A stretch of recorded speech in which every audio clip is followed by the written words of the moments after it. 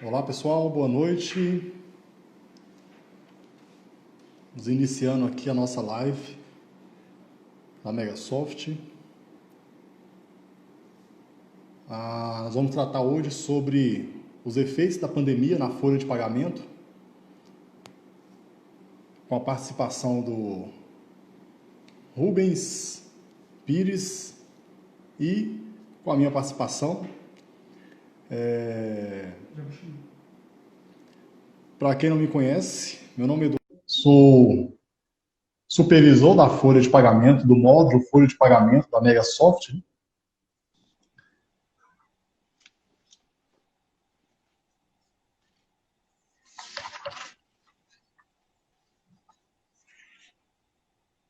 E para mim é uma satisfação imensa poder iniciar esse bate-papo com vocês aqui. Esse é o compromisso da Megasoft, essa é a nossa ideia, levar até vocês informações pertinentes à gestão pública municipal. E para esse bate-papo, para enriquecer o nosso bate-papo, eu tenho um convidado especial, eu acho que todos vocês conhecem, o Rubens Pires, conosco, para poder enriquecer esse nosso bate-papo e levar até vocês informações importantes para a gestão pública. Professor Rubens. Boa noite, Eduardo. Boa noite a todos vocês. Boa noite. Já estamos aqui com uma série de colegas, né, entrando aí. Obrigado vocês da Megasoft pelo carinho, né? Cumprimento a todos, né? Cumprimento toda a equipe da Megasoft, cumprimento os meus amigos, né? Que aí deixei, né? Eu comecei a trabalhar eu trabalhei na Megasoft em 2003. Então, quer dizer, a nossa amizade é uma amizade de longa data, mais de 15 anos, né? E sempre que a gente pode, a gente tem a oportunidade, é bom relembrar os amigos e participar, né? Nós estamos numa causa justa, né? Então, muito obrigado pelo convite e muito obrigado, viu, Eduardo? Espero que seja bastante proveitoso a matéria, é de oportunidade, momento, né? Que seja bastante proveitoso a todos. Com certeza, Rubens. Obrigado. Deixa verificar as pessoas que estão online com a gente. Já estamos com 34. Gera o link para mim. Já tinha.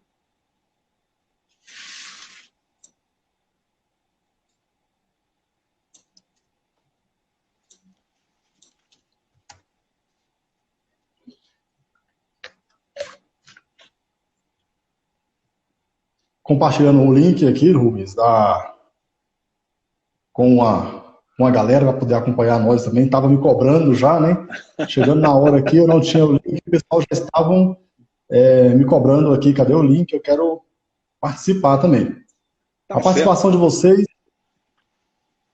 de vocês é fundamental para nós, para engrandecer aqui o nosso debate, enriquecer os nossos temas, tá? Mande para a gente as suas dúvidas, a sua sugestão, que nós vamos estar respondendo aqui. Perfeitamente. Rubens, o nosso tema de hoje é sobre os impactos que a pandemia trouxe para a gestão pública na folha de pagamento. Administrativamente, na sua visão, qual foi o maior impacto que a pandemia veio trazendo dentro da gestão pública?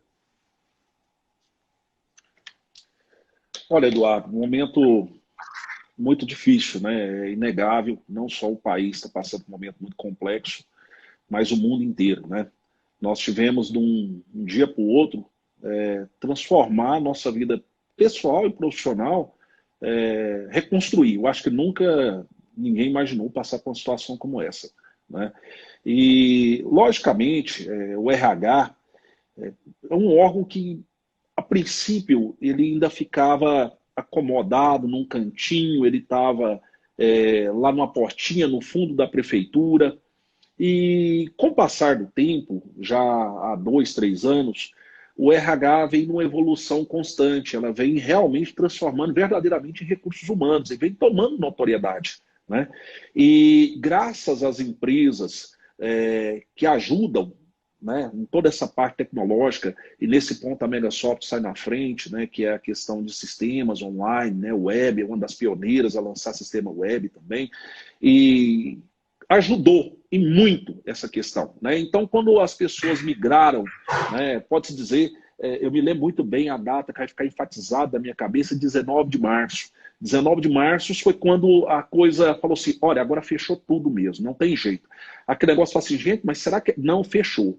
E todo mundo indo para sua casa, os sistemas web começou a trabalhar em home office, né? E nesse ponto, sistemas, quem saiu na frente aí é o caso da Mega, ela saiu na frente principalmente de dar essa condição para o chefe de recursos humanos, dar essa condição para o profissional de RH trabalhar em casa, né? Porque ele não tinha condições, né? Então, quem teve essa condição de sistema, tá certo que muitas outras situações não teve como. É o caso, por exemplo, folha de ponto. Nós temos muito folha de ponto em algumas prefeituras que são precárias, né? Mas temos folha de ponto online que veio crescendo. Então, essa nova ferramenta, ela traz uma qualidade imensamente. E aí começou a nascer algumas situações assim, olha, porque se você for imaginar, por exemplo, mês de março é quando está cumprindo a primeira obrigação de envio das informações para os tribunais. Goiás, Tocantins, né? E aí o que aconteceu? Já coloca o pessoal em casa, né? Então, logicamente, geralmente todo ano passa por um processo de adequação de layout, né? Não é diferente de Tocantins, não é diferente de Goiás. Então, teve que fazer treinamentos, né? Olha, tem que atender a folha de pagamento, teve que mudar. Então, surgiu também a questão de treinamentos 100% virtual, né? Inclusive, hoje, nós estamos oferecendo aqui para a pessoa, não deixa de ser um treinamento virtual, né? Então, surgiu esse treinamento virtual, salas de bate-papo, né? Nós abrimos, literalmente, tivemos que migrar para o EAD. Então, realmente, a pandemia trouxe algumas oportunidades que a gente sabia que a gente tinha ferramentas, mas talvez não sabíamos que ela era tão eficaz, que poderia nos ajudar de tal forma. Isso também engrandeceu muito o RH. O RH ganhou muito com isso. Dificuldades, realmente tem, mas ganhou muito também, né? Porque é uma nova dinâmica de trabalho, com certeza. Muito bem, Rubens. Essa sua fala é muito realmente interessante, porque nessa pandemia, na dificuldade que se deparamos, né, nós chegamos numa situação que identificamos que nós temos ferramentas a serem exploradas, que elas não estavam sendo exploradas. E são ferramentas muito, muito úteis, né? E quando se fala de RH, de suporte, né, essas ferramentas que realmente agora está sendo explorada, com treinamento virtual, uma sala de bate-papo, eu lembro que há um ano e pouco, 2 anos atrás, o único meio de atendimento da Megasoft era por meio de telefone, né? E no telefone você tem um atendente e um cliente, ou seja, atende uma pessoa.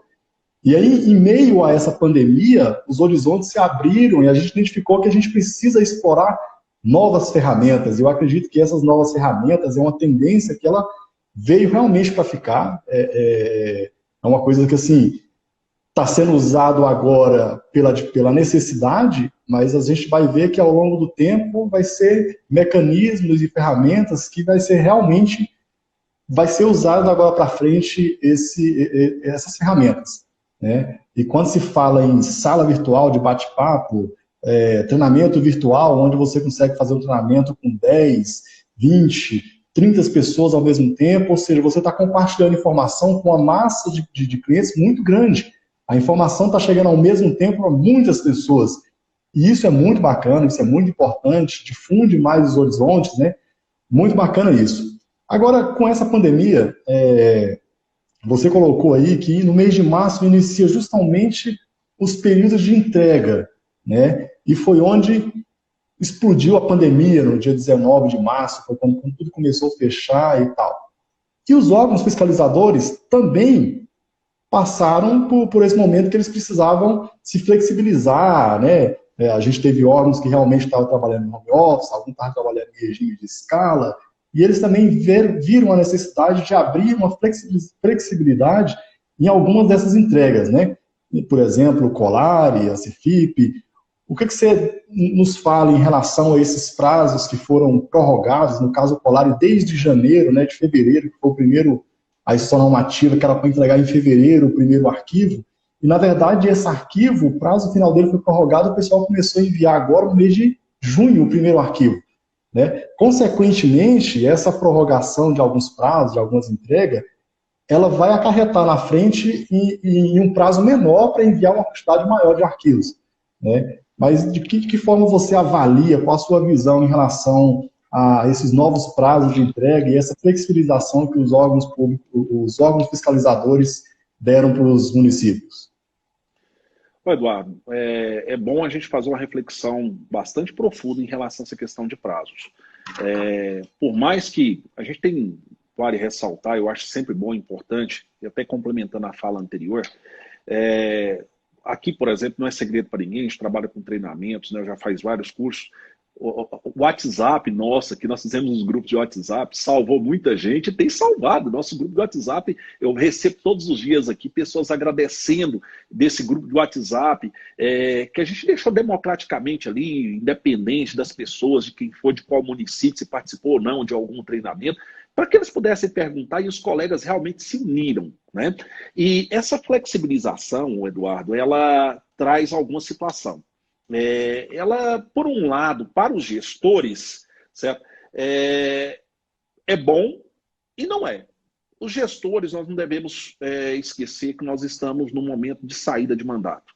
Então, o gestor, há anos já os tribunais de contas, Goiás, Tocantins, ele trabalha a análise de conta, vamos dizer, de forma gradual à medida que vai chegando. Ele não espera chegar todos os dados para consolidar e fechar. Ele vai analisando os dados ali à medida que vai chegando.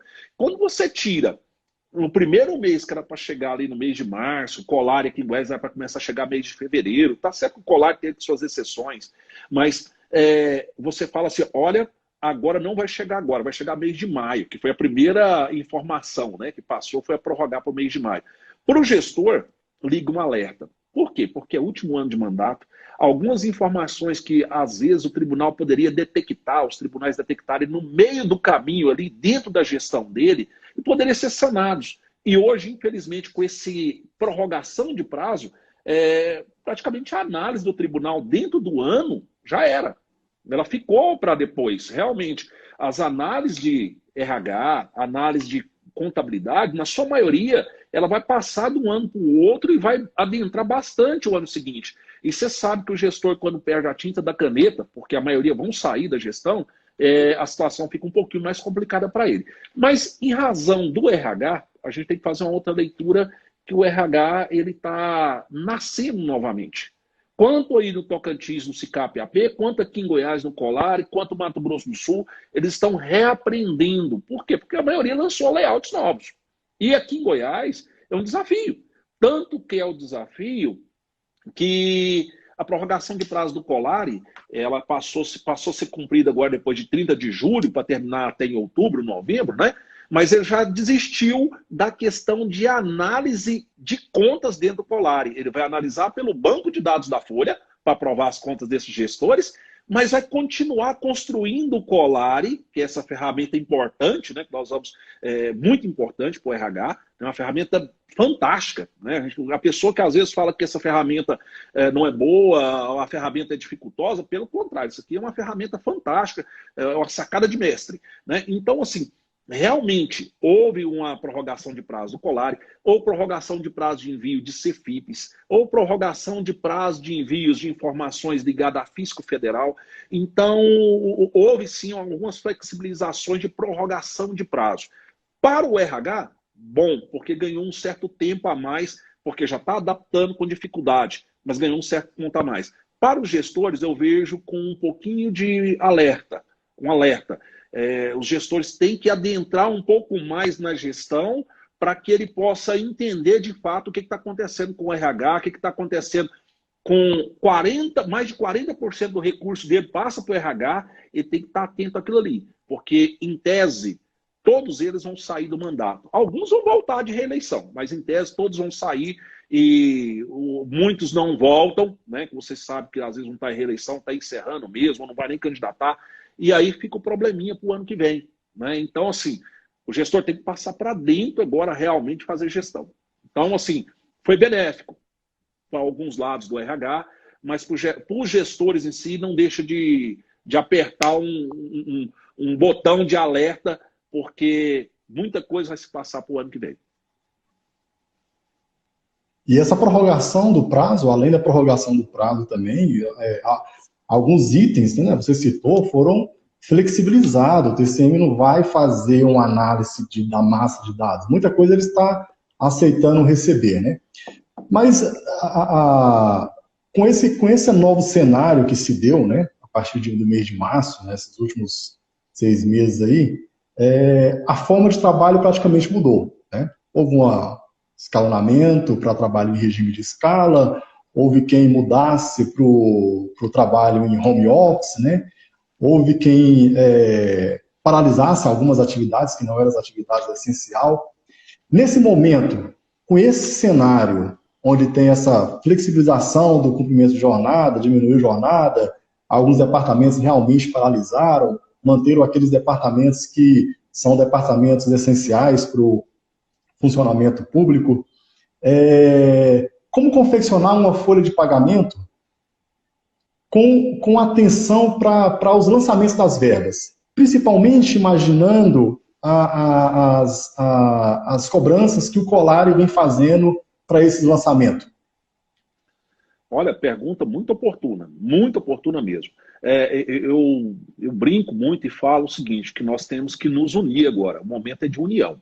Se não houver união, aquele negócio solto, não vai funcionar. O RH, ele tem que unir com os gestores têm que abraçar o RH para que a coisa funcione, né? Então, veja bem, não é segredo para ninguém, mas é comum, às vezes, a gente encontrar em alguns municípios pessoas que pagavam hora extra em forma que, não, mas não é hora extra, isso aqui é uma forma que a gente arrumou de gratificar ele para estar exercendo algum trabalho. Isso não é segredo para ninguém, isso ocorre, né? De fato, né? Tem melhorado muito, mas ocorre de fato. E no meio de uma pandemia, como é que você paga hora extra para uma pessoa que está em casa?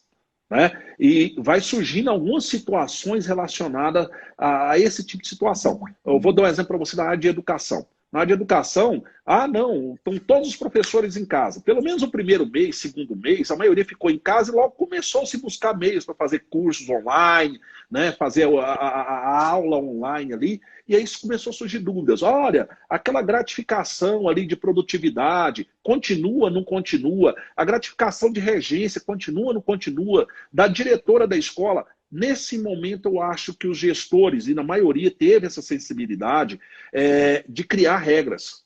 Essas regras seriam fundamentais. Não é porque o camarada está em casa, o cidadão, o funcionário, o servidor, que ele não está produzindo. Ele está produzindo, sim.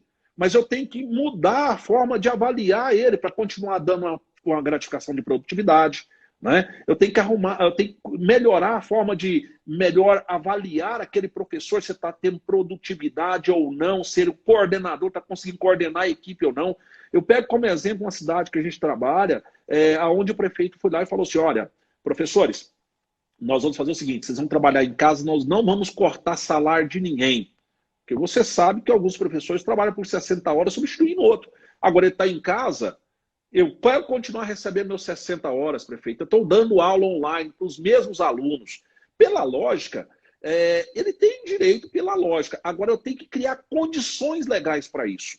E aí ele foi lá e criou condição legal. Ele foi lá, criou um decreto, chamou o Conselho de Educação e falou, olha, o diretor vai analisar se está tendo produtividade, o diretor vai analisar se realmente esse aluno está estudando, aquele aluno da zona rural, nós vamos pegar o Conselho Tutelar para ir lá visitar ele na zona rural.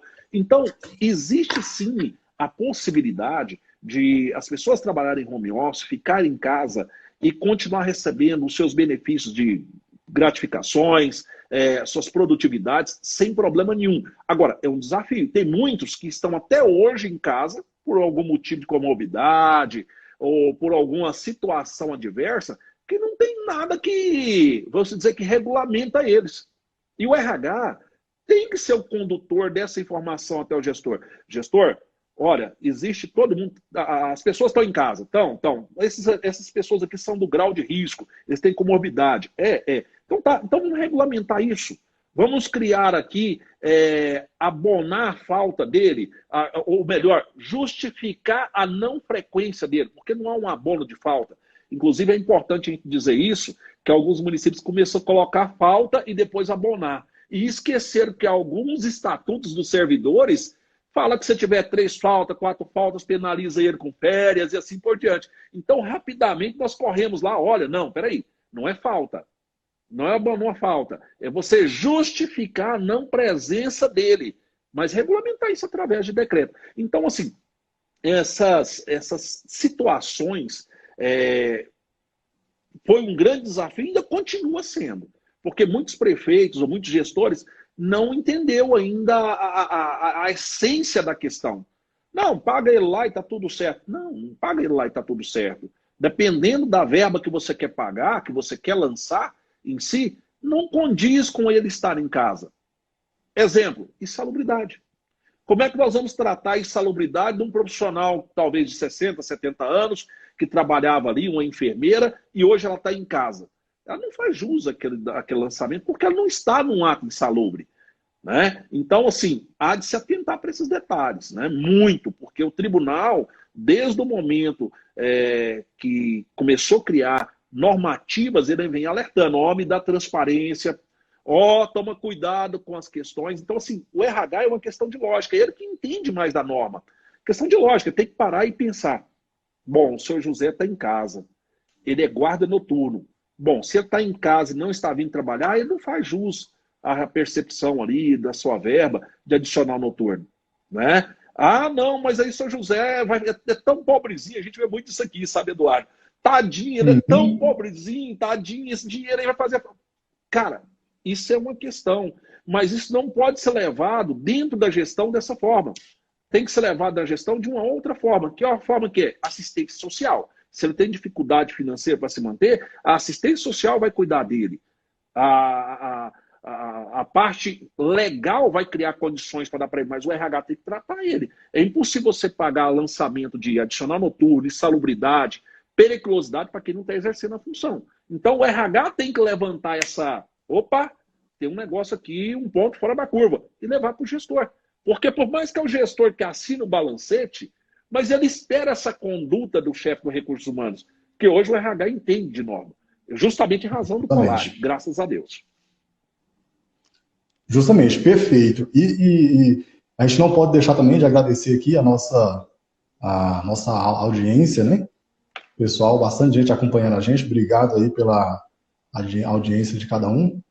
E essa sua colocação em relação ao lançamento, o uso de algumas verbas na folha de pagamento, ela tem que ser realmente muito bem pensada, muito bem observada nesse período que o pessoal está em home office.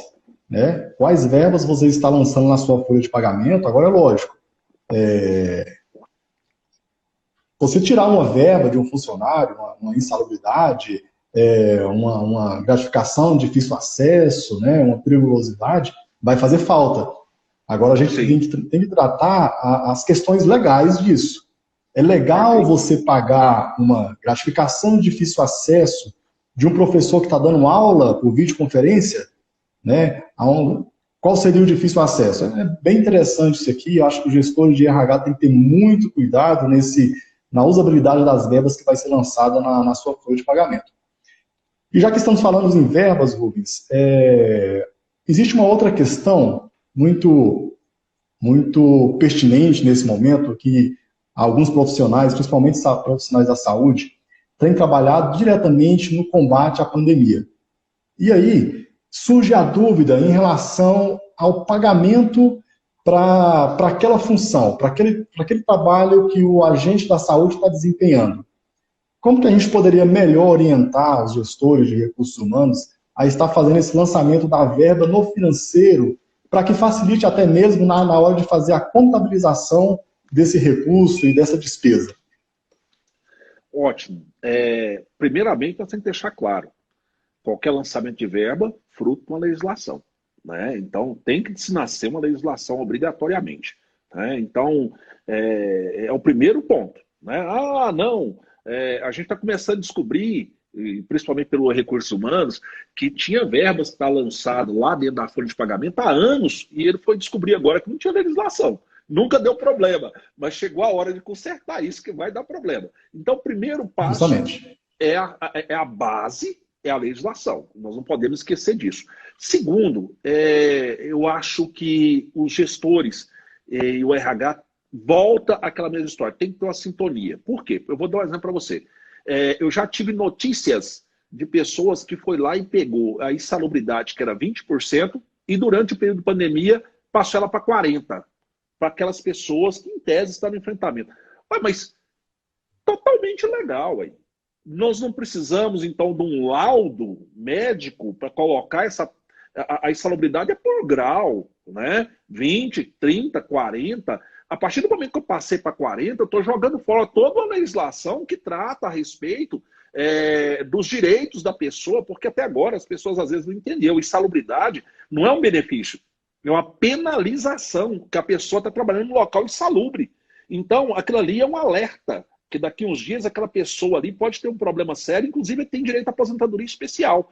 Então, a forma de lançar isso, primeiro passo, lei. Mandar um projeto de lei. Importante segundo passo, que esse projeto de lei perdure somente durante o período que tiver decretado pandemia. Porque senão as pessoas vão... Você sabe que para colocar é fácil, para tirar não tira de jeito nenhum. É muito complicado. Então a lei já tem que nascer com lastro de quando começa, quando termina, fonte de recurso, porque nós estamos com um problema seríssimo de recursos nos municípios, né? Então, de preferência que criem uma gratificação, mandando projeto de lei para a Câmara, definindo regras de quem que é que vai receber esse recurso, isso é fundamental, porque às vezes cria uma lei genérica. Institui programa de gratificação de 50% da remuneração a todos os funcionários da saúde e da assistência social. Peraí. Se eu não colocar regras, quem que são que realmente está no enfrentamento da Covid, quem está à frente dessa pandemia, eu posso ter problema seríssimo no tribunal. Seríssimo. E diga de passagem, Eduardo, eu acho que muita gente vai sair do mandato e o mandato não vai sair nunca da vida dele, porque não observou essas premissas básicas. Como é que você paga uma gratificação? Não, mas não é funcionário da saúde. Mas o cidadão estava lá na casa dele. Nós temos aquela figura também que às vezes ele é lotado na prefeitura e está, aspas, trabalhando lá na saúde. Mas cadê o documento que colocou ele à disposição da saúde? Não tem não. Ele, desde quando foi lotado, ele só fica lá na saúde. Aí vai lá e paga a gratificação, porque de fato, às vezes ele está na frente ali do Covid, mas não documentou isso de maneira correta. Então, a gente tem que tomar bastante cuidado, o RH tem que se alertar para esses detalhezinhos, certo? Falar, bom, faz jus eu pagar uma gratificação para alguém que não está na frente do enfrentamento, porque o risco hoje, Eduardo, até o chefe de recursos humanos corre o mesmo risco do que uma pessoa que está na área administrativa. Não é porque ele está na administrativa, na área de saúde ou da assistência social, que são as duas áreas mais impactantes, né? É que ele tem direito àquela gratificação, porque às vezes, vamos dizer, ele está correndo o mesmo risco epidemiológico do que eu, você e o chefe de recursos humanos. Então a gente tem que definir regras. Regras claras, objetivas e, acima de tudo, de preferência na norma. Se a norma não trouxe, verifica com o assessor jurídico a possibilidade de regulamentar isso do município. Regulamentar quem faz direito. Rubens, e um ponto importantíssimo que você falou. Além de você se criar as verbas para criar meios de se efetuar o pagamento daquele pessoal que está no combate à pandemia, você citou um ponto importante, onde o Colari vai bater em cima dos municípios, dos gestores de RH, né? E uma coisa que era cultura, o pessoal criar verbas aleatoriamente, de acordo com aquele momento. Então, quando você falou sobre legislação para criar verba, é interessante que todo o pessoal do RH se atente que, a partir de agora, com a chegada do Colari, para você criar uma nova verba, é preciso de um ato uma legislação. E outro ponto importante que você informou, citou também, que é interessante, que é corriqueiro, assim, a gente vê no dia a dia, né? A troca de departamentos de funcionários sem nenhum ato administrativo, né? Simplesmente eu vou lá e falo, olha, funcionário agora é da saúde, mas ele está trabalhando lá no hospital.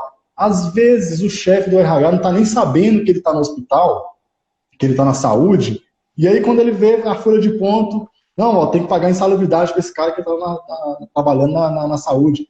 Tá, mas cadê a portaria que designou ele para a saúde? Né? E isso o Colari vai bater em cima, porque toda alteração na folha de pagamento, seja de lotação, seja de lançamento de uma nova verba, é necessário que exista um ato administrativo. E quando se fala em criar regras dentro da legislação, o TCM está cobrando isso aí, né? Principalmente em relação a verbas. Tem que informar o período da verba, se a verba é transitória, quais são aqueles casos específicos, qual vai ser a natureza de despesa daquela verba. Tudo isso tem que estar na legislação. E aí, lógico, você já colocou lá no início, o RH e o município, né, tem que ter uma parceria entre o jurídico, entre os gestores, tem que existir realmente uma parceria para que a coisa possa realmente fluir. Agora, aproveitando que a gente está falando de folha de pagamento, de verbas, com esse cenário atual, de conhecimento de todos, que houve uma recessão econômica e uma queda gradativa na arrecadação. E com esse cenário, houve uma flexibilização em relação às despesas previdenciárias, né? E essa flexibilização, ela vem hoje, entre aspas, para dar um alívio na folha de pagamento. Como que a gente pode realmente analisar esse alívio na folha de pagamento? Será que esse alívio é realmente significativo ou não é tão assim um alívio, é mais uma enganação, podemos dizer assim?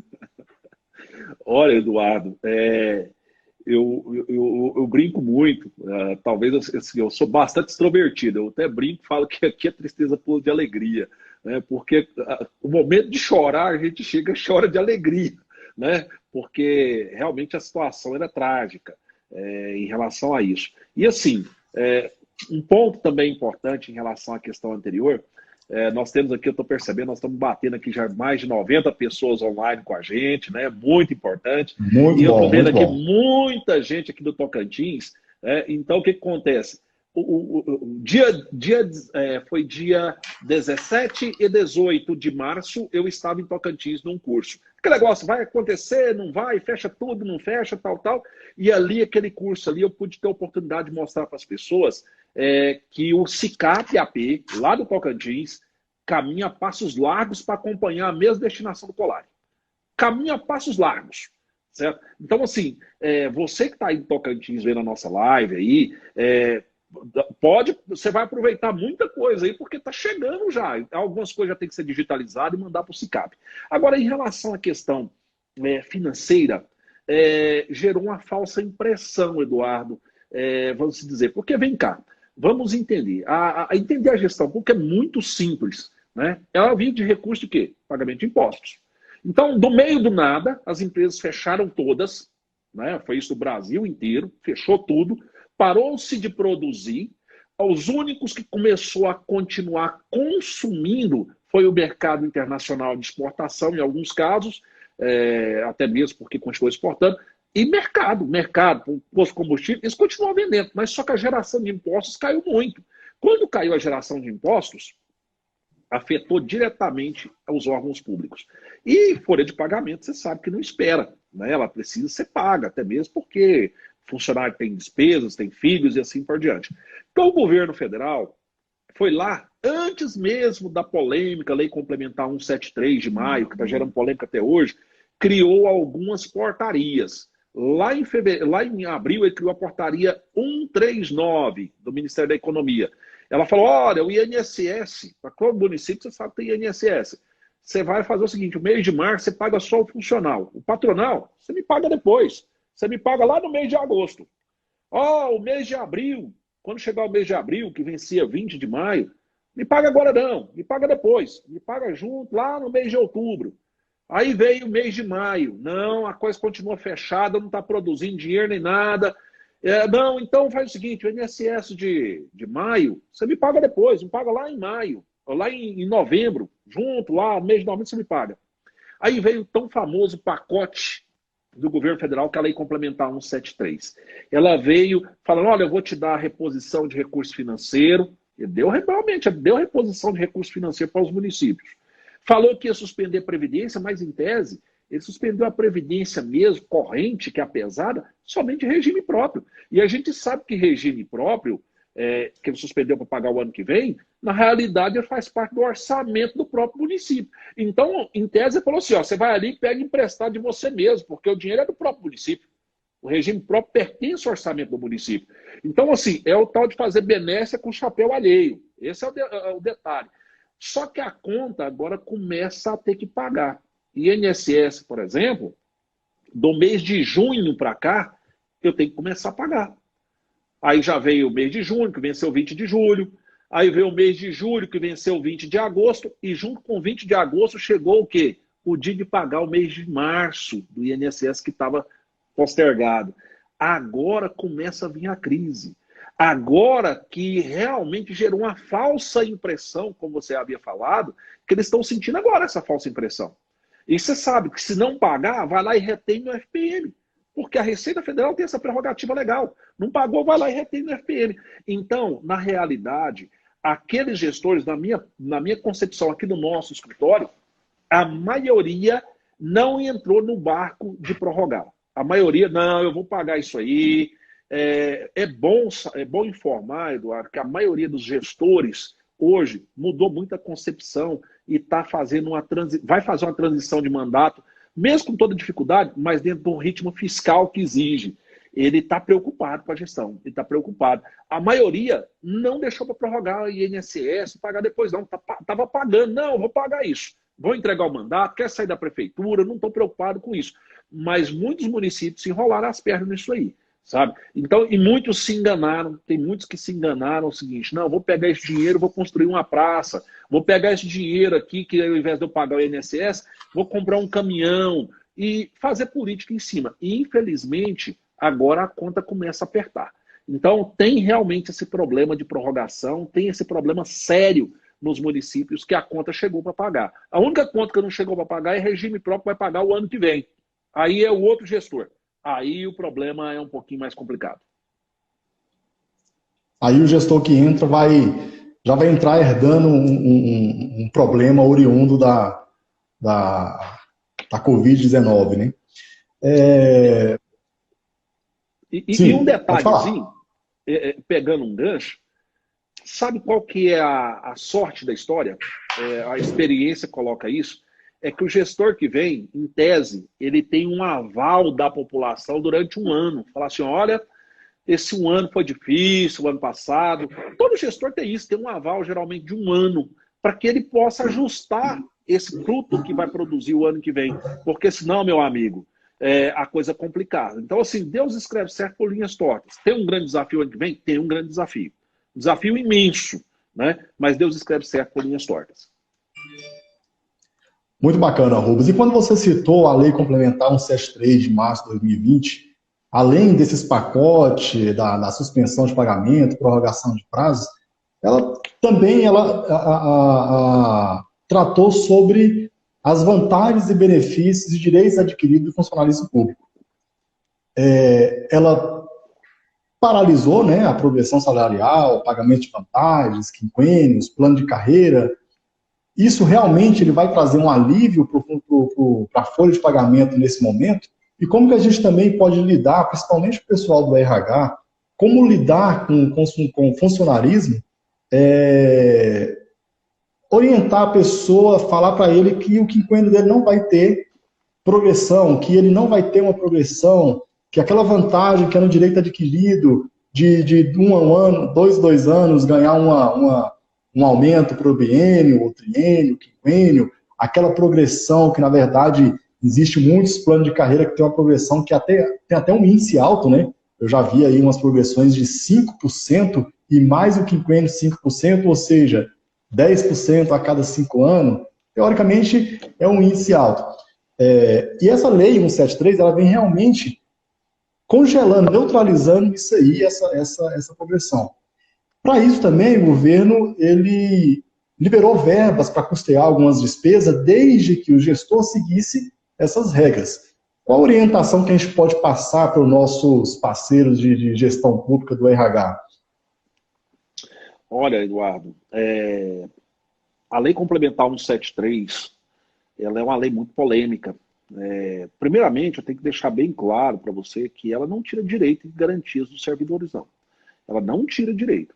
Até mesmo porque se ela tirasse direito, ela seria declarada inconstitucional já na primeira ADI que caiu lá no Supremo Tribunal Federal. Diga de passar, tem inúmeras ações direto de inconstitucionalidade nela lá. Mas aqui tudo indica, ela vai ser considerada constitucional.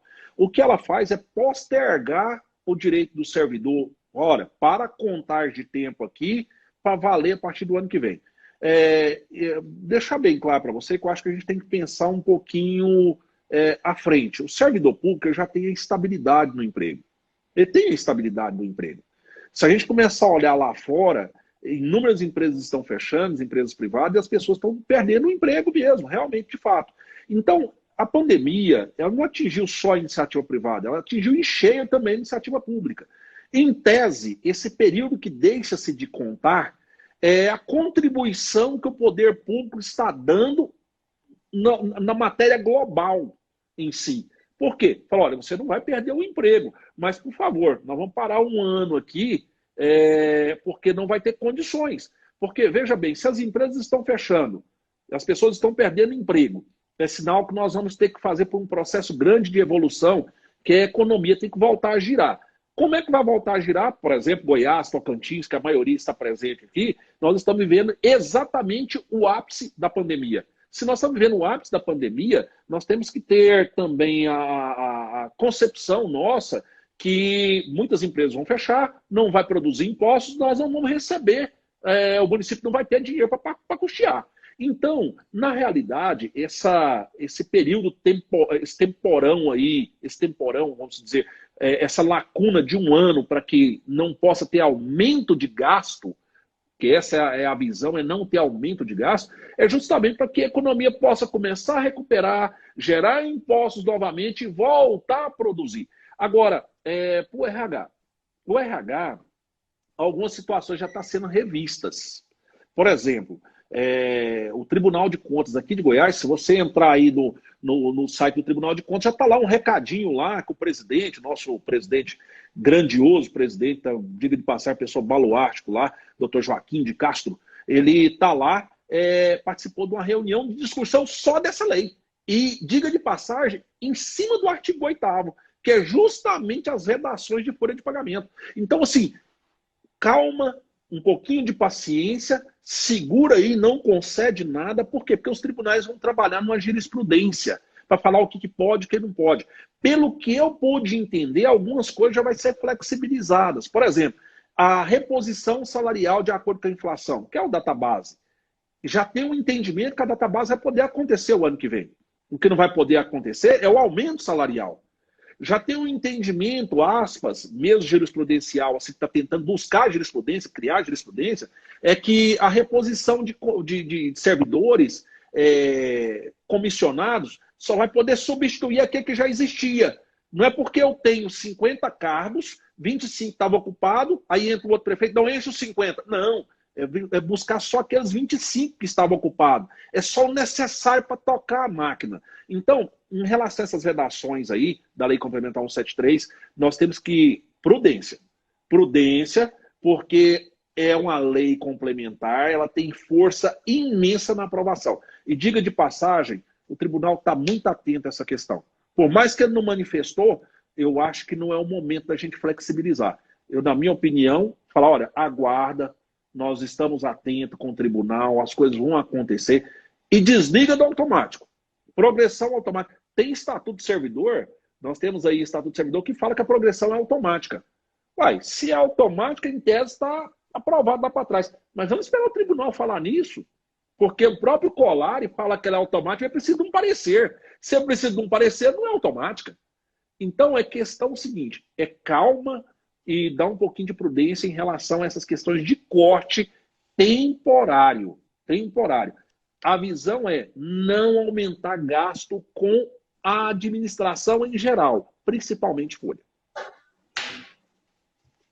E é interessante quando a gente toca na questão do Colab, porque o Colab ele veio justamente, essa plataforma veio justamente para nortear os departamentos pessoal. E muita coisa que acontecia, que às vezes poderia ser considerado legal, porque está previsto no estatuto, principalmente quando a gente fala sobre progressões automáticas, tem alguns estatutos que fala que está previsto lá, e o Colab veio agora e falou, opa, isso aqui não pode ser automático. Né? Ele vai ter que ter um parecer para isso aqui, ele vai ter que ter uma... Né? Agora, a Lei Complementar 173, ela fala que vai ser paralisado a contagem de tempo para esse benefício. Eu acredito que pode ser a pergunta de alguns colegas, então, só para a gente já responder aqui de uma forma geral. Se ela está falando que vai ser paralisado esse tempo para contagem de progressão, de quinquênio, quando voltar a contar, o gestor vai ter que pagar essa diferença desse período que não contou, ou ele começa a contar daquele período para frente?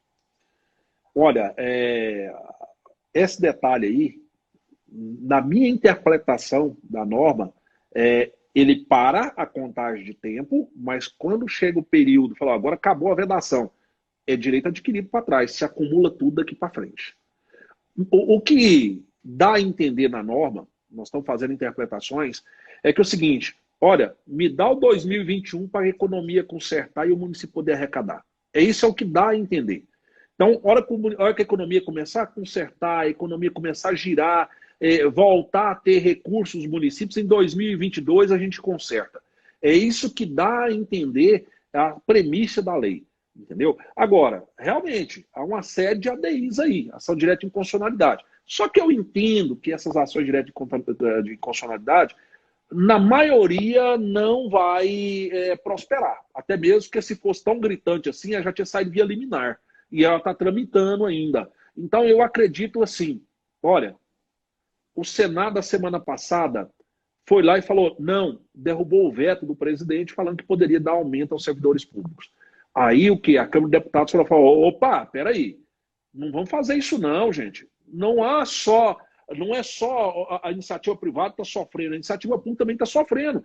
Ela não está passando por maiores dificuldades porque teve um incremento financeiro do governo federal. Agora, vai acabar esse incremento agora, daqui uns dias já não tem mais, é a quarta e última parcela. E aí?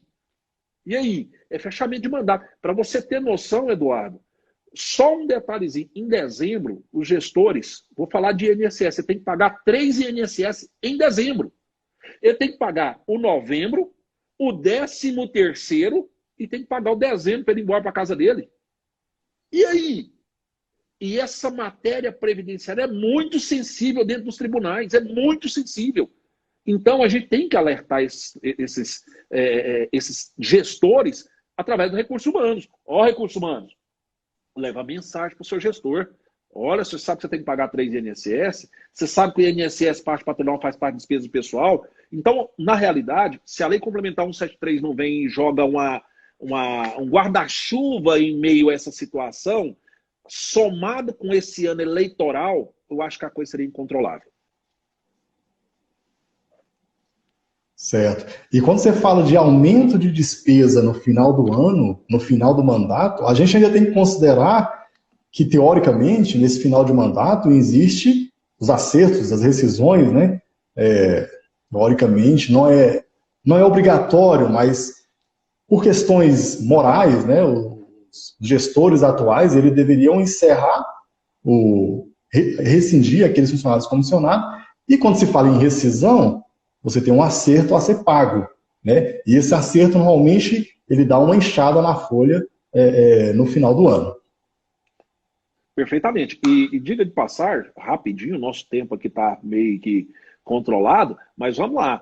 Olha, provavelmente dia 2 agora de setembro, eu devo fazer uma live aqui também, aberta no YouTube, e eu vou tratar esse assunto um pouquinho mais profundo. Mas olha só para você ver como é que é a situação. O Ministério Público já começou a entrar na história e já tem alguns TACs assinados com alguns municípios que é para o servidor sair dia 31 e pagar o acerto rescisório. O Ministério Público está entrando nessa história. Eu já tenho municípios que estão assinando o TAC lá. Não, você vai mandar os comissionados embora e vai acertar. Agora, o conselho que eu dou, e o bom RH tem que olhar esse conselho, é o quê? Tira um relatório aí no seu sistema Mega aí e observa quem está comissionado com férias vencidas. Esses que estão com férias vencidas já vai chamando o gestor e fala, olha, vamos tirar essas férias, que vai diminuindo a indenização que tem que ser feita. Quem indenizar ela não acerta. Então diminui bastante a folha. Porque, em tese, você vai pagar o 13º dia 20. Dia 20 de dezembro, provavelmente. E aí, se a pessoa já tiver tirado as férias, vai pronto. A indenização dele fica menor. E, finalmente, a questão do Colare. O Colare não pode simplesmente, o ano que vem, o servidor, dia 31 ele estava na folha e dia 1º ele sumir da folha, não. Ele precisa ter um lastro. E esse lastro é o quê? Para ele não constar na folha dia 1º de janeiro de 2021, tem que ter o ato de exoneração. Quem vai fazer? É o gestor que saiu ou o gestor novo?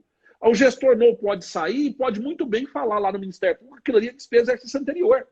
Então, assim, o contador e o assessor jurídico agora tem que unir com o RH e buscar essas alternativas. Eu falo que consultoria ela é fundamental nessa hora.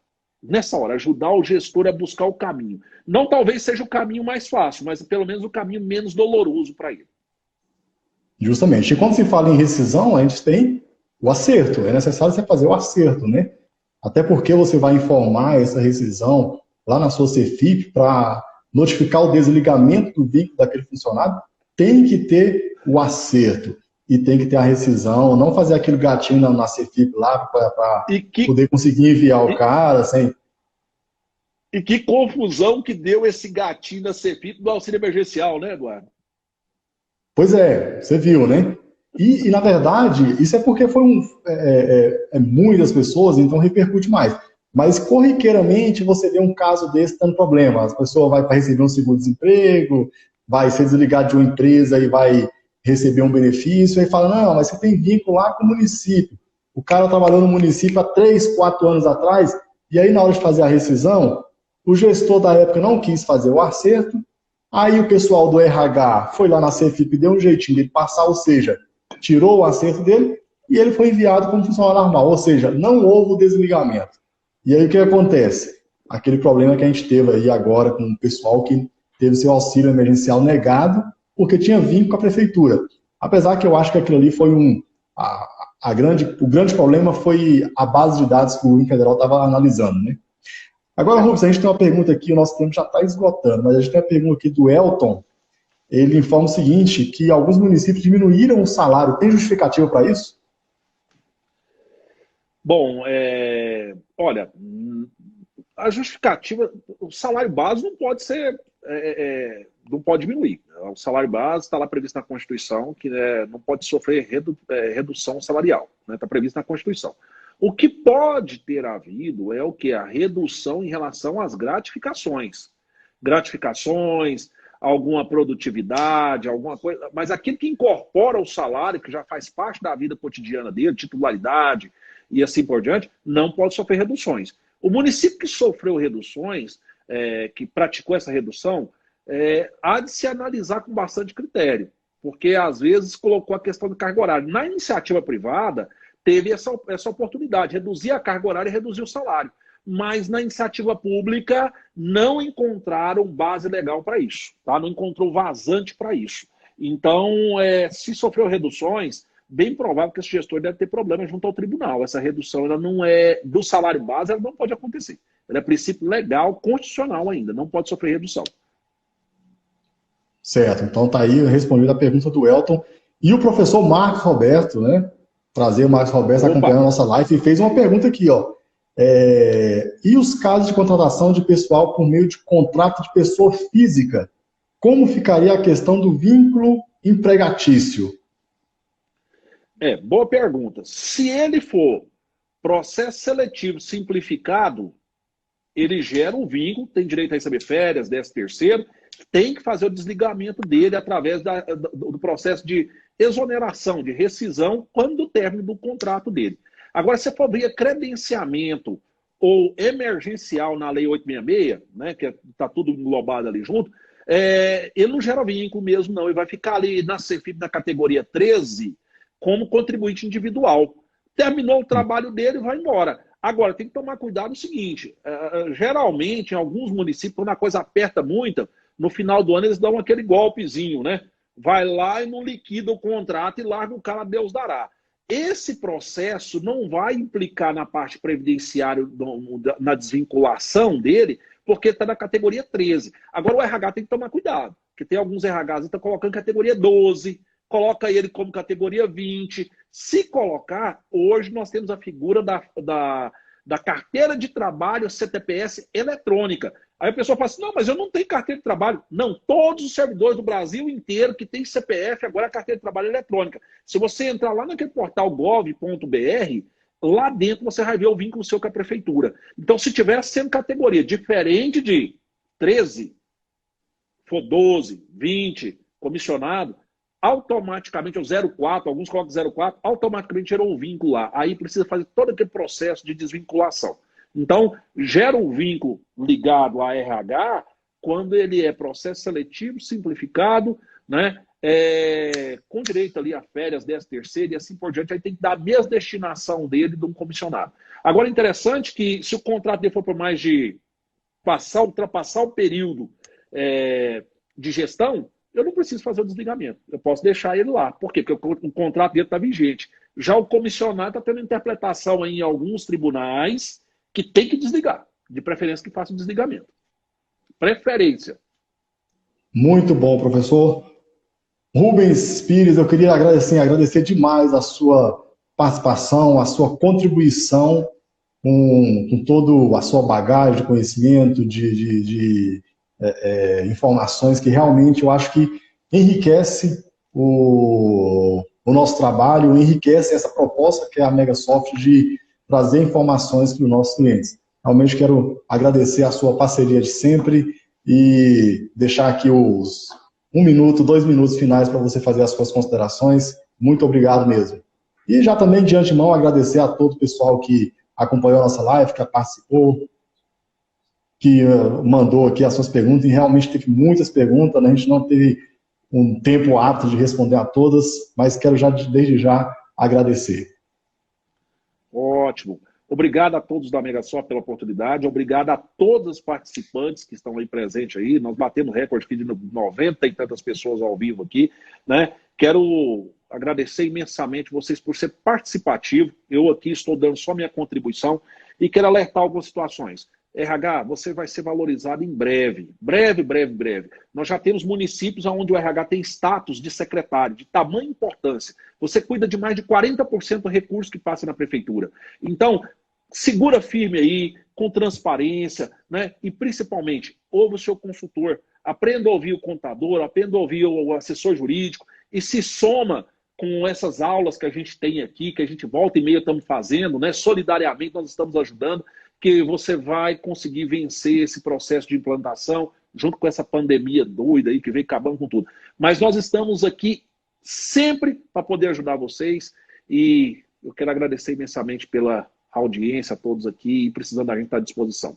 Grande abraço a todos vocês da Mega, e a todos vocês que estiverem presentes com a gente. Beleza, professor Rubens. Muito obrigado, um abraço a todos, e até a nossa próxima live.